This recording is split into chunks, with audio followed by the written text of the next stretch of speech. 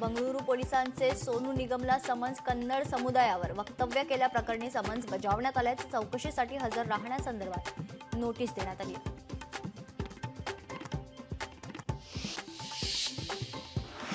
सोन्याच्या दरात 15 दिवसात 5,000ची घसरण. सोन्याचे दर जीएसटीसह दर 96,614 रुपयांवर सोन्याचे भाव कमी झाल्याने ग्राहकांना दिलासा.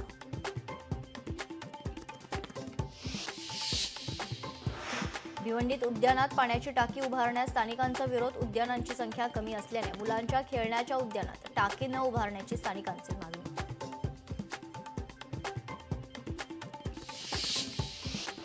सिडकोच्या 26,000 घरांच्या वाढीव किमतींसाठी मनसे आक्रमक. घरांच्या किमती कमी करण्यासाठी 8 मे पासून मनसे आंदोलन करणार.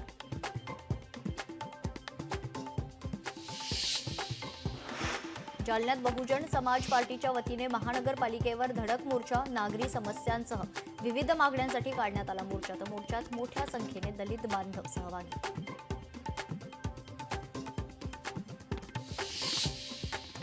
कोल्हापूर जिल्ह्यातील 850 ग्रामसेवक रस्त्यावर. वेतनवाढीच्या मागणीसाठी जिल्हा ग्रामसेवक संघाच्या वतीने जिल्हा परिषदेसमोर बेमुदत उपोषण.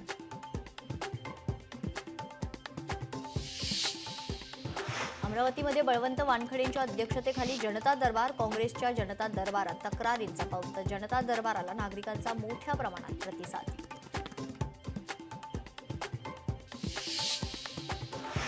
माजी मुख्यमंत्री अशोक चव्हाण यांनी शिर्डीच्या साईबाबा समाधीचं घेतलं दर्शन. दर्शनानंतर साईबाबा संस्थांच्या वतीने शॉल आणि साईंची मूर्ती देऊन सत्कार करण्यात आला.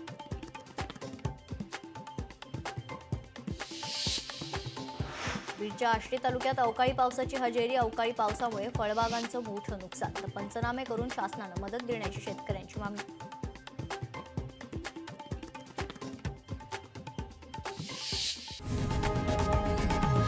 लोकशाही मराठी ऐका, पहा, जागरूक रहा.